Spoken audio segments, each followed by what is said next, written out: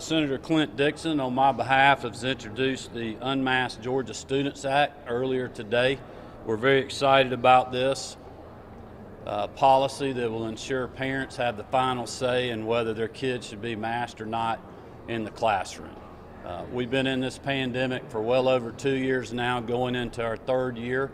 We've got to continue to move back to more normal operations. We're trusting our parents every day on whether they're sending their kids to school or not. If they're not feeling well, if they have a fever, we can certainly do that when it comes to masks at this point in the pandemic.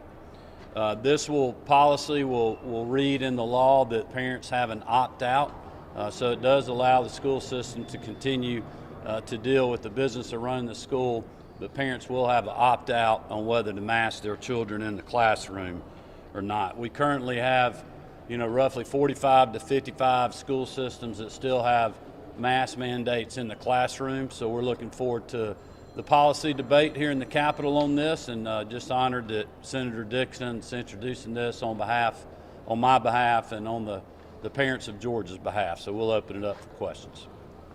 Governor, what would be, I haven't seen the bill yet, what would be the punishment for a school district that does not allow it? Well, hopefully we won't have to worry about the punishment, but it just it states clearly that the child can't be punished or have retribution because they're not being masked. It leaves that say-so into the parents. I feel certain that the school districts, it's not just the principals, the educators, but also local school boards is very broad on to who potentially could do a mask mandate, so it's covering all the bases. I don't feel like that's going to be a problem. I don't know if there's anything you want to address in that. But so for you, leader, if a school district does not, pick a random school district, what happens then? Right. Well, I mean, essentially what it does is if the school system has a mask mandate in place, this law would require the school system to allow for the parents to have an option to opt their child out of the mandate. It's simply what it does. Are you anticipating any legal action from any school districts thus far? I mean, look, we anticipate and deal with legal actions with all kind of pieces of legislation down here.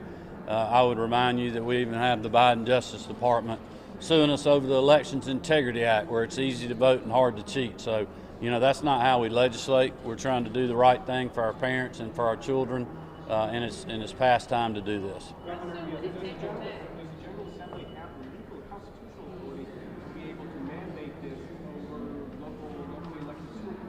I believe that we do, and that's why we're moving forward. How soon would this take effect? It'll take effect upon signature, I believe is the way we got it written in the bill. Governor, why would the bill be repealed on June 30th, 2023? Well, we felt like having a short window. We're not obviously going to deal with a global pandemic for the rest of our lives. As you all know, I have been a local control governor working with our school systems to help get kids into the classroom. I have great respect for that, but I also believe that when you have schools out there that have a mask mandate but then allow visitors to come in unmasked, what is the point? There are some who have expressed concerns about the fact that maybe Omicron wasn't the last variant. We might see another variant right in time for school next year. How do you address that? Well, we certainly could. Look, I think we're going to see different variants. I mean, this isn't going to just end and be gone forever. We're going to have to deal with this, but we got tools to deal with it now. This isn't saying that parents can't make the decision to mask their kids.